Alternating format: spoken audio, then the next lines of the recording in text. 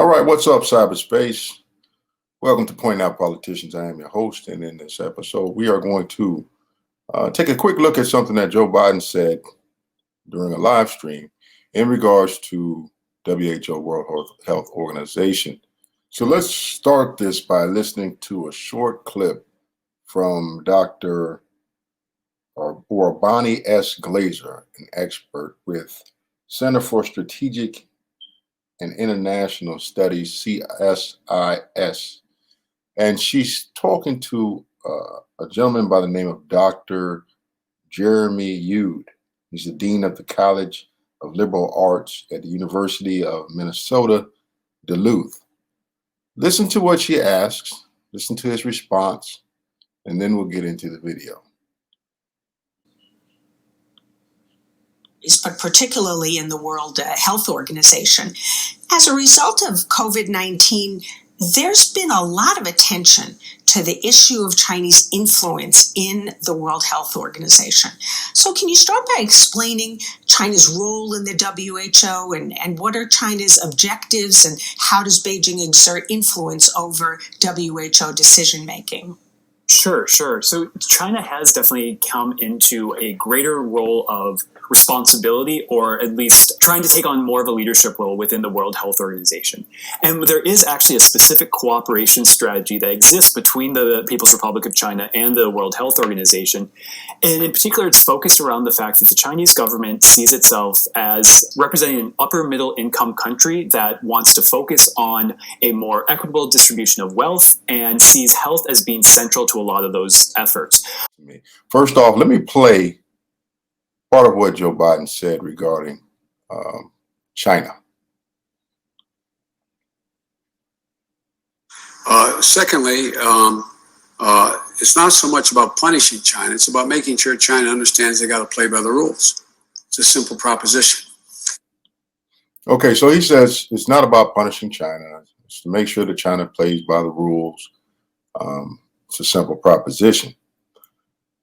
But let's go back to why the United States left the World Health Organization in the first place, right? If you go on YouTube and you look for information, you'd be hard to press to find certain things. It's weird, but well, it's not that weird. But the situation is that a lot of information from the past that you would go back and reference, when you enter the exact search terms, it doesn't pop up.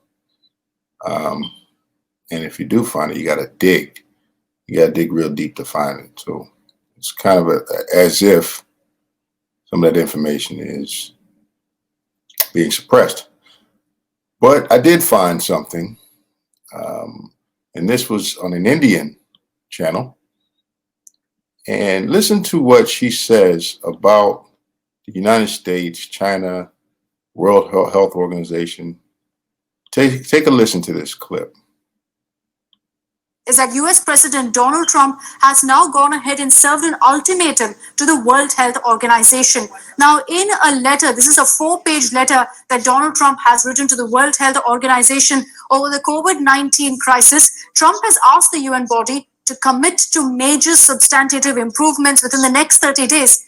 He said that if the UN body fails to do so, they will go ahead and make the temporary freeze on US funding permanent and reconsider the membership in the organization.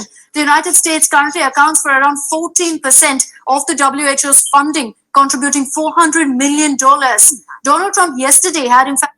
So listen, at 14%, $400 million. If you think about that, at 14%, as large as this organization is, the United States should have some serious pull in the World Health Organization. We should be, for lack of a better way to put it, running the show. So when Trump pulled out the U.S. out of the WHO, he was saying that there were some things that needed to be changed, some problems that needed to be fixed, some challenges that needed to be met.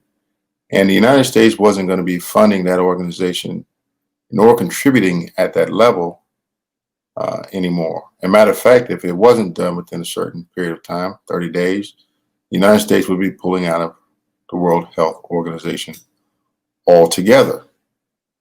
Now, what I find really interesting is the way Joe Biden addresses our status and mentions that he wants to go back into the WHO on day one. Now, when you stop doing business with someone, you stop dealing with someone because they're not meeting a standard or they're not acting in a way in which is acceptable to you, you make demands. If they can't comply with those demands, then you separate, stop doing business with each other. That is your leverage.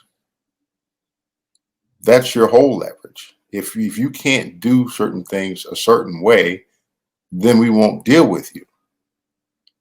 So you apply that leverage by severing that relationship. Listen to what Joe Biden says about the WHO.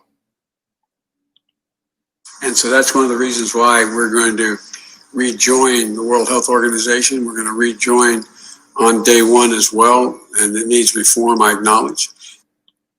So he just said it needs reform. I acknowledge. I acknowledge that the World Health Organization needs reform. Yet and still, you say you want to rejoin on day one. Well, if there are some things that need to be addressed, why not use your absence and the absence of your financial contributions as leverage to gain compliance? I'm sure you all remember the gentleman over in Ukraine that lost his job because he wouldn't comply. So they said, Joe Biden said, either when he gets fired, right? You can't have this business. We can't do business with you unless this guy is fired. And well, I'll be damned, he got fired, right? So it would make sense that he understands that concept, right? He understands that the threat of not doing business with someone is often enough to make them to comply with your wishes. So why would you go back in on day one and give up all your leverage? It just doesn't make sense to me.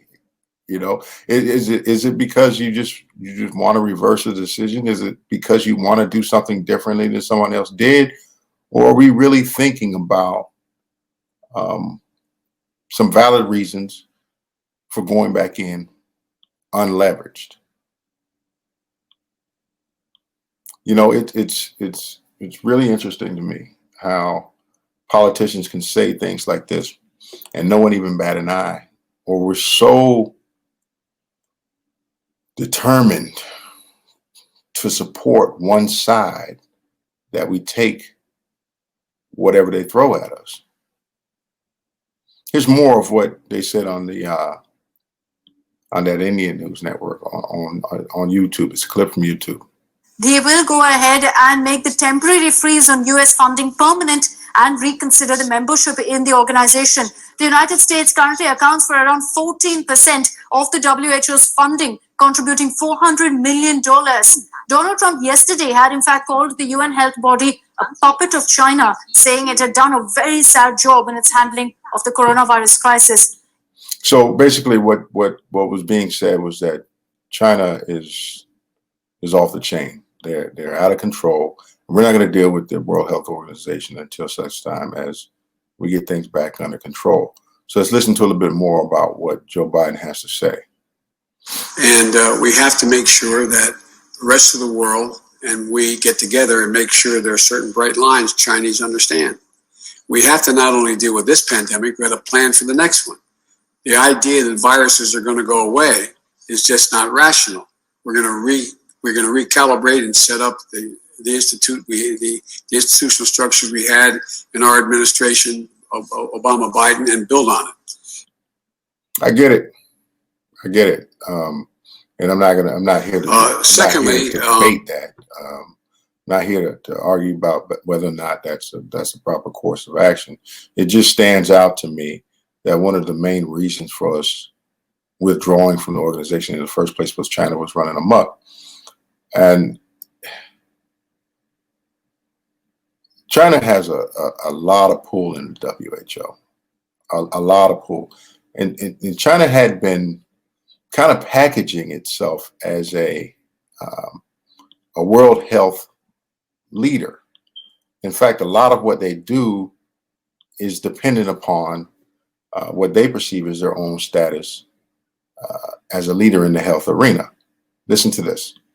In fact, is not the only country to demand an investigation into WHO's handling of the crisis. After more than 100 countries at the World Health Assembly held yesterday backed a resolution calling for a probe, the WHO chief promised an independent review of the global pandemic response. However, Chinese President Xi Jinping said that he supports the investigation, but also insists that any inquiry should wait until the virus is completely contained. So there you have it. China would not cooperate, and they said that the further investigation should wait until the virus is fully contained. So not only did they not cooperate, they kind of held up a really in-depth probe of what was going on. So that was kind of the reason why, or that was the reason that Donald Trump decided that it was best that the U.S. pulled back and stopped funding an organization that was pretty much controlled by China. It just seems odd to me that we would, on day one, look to go right back into that type of situation. Nothing has changed. Nothing has changed except for the fact that it kind of lines up with the overall pandemic scheme, is what I would say, meaning it's still ongoing. It's a crisis. We're in crisis mode.